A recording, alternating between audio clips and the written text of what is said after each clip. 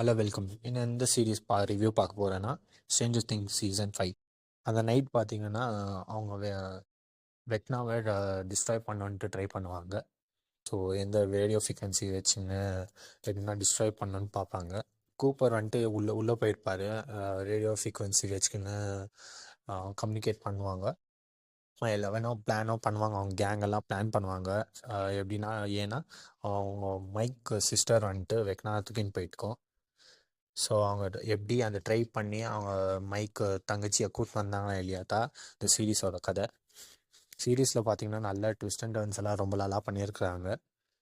First எபிசோடில் அப்படியே மெதுவாக எடுத்துன்னு போவாங்க.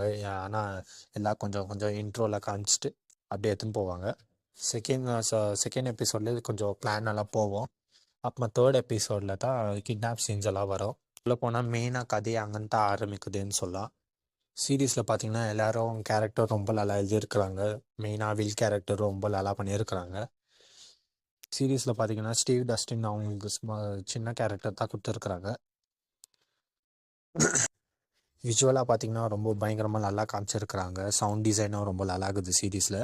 இந்த சீரீஸில் பார்த்தீங்கன்னா ஃபஸ்ட் சீசனுக்கும் 5th சீசனுக்கும் கம்பேர் பண்ணி பார்த்தாங்க இவங்க எல்லாரும் கொஞ்சம் வளர்ந்துட்டுக்கிறாங்க. ஆனால் பர்ஃபார்மன்ஸ் பார்த்தீங்கன்னா டேட் ஆகுது. ஸோ ஓவரால் பார்த்தீங்கன்னா மஸ்ட் வாட்ச்னு சொல்ல போய் எல்லோரும் போய் பாருங்கள்.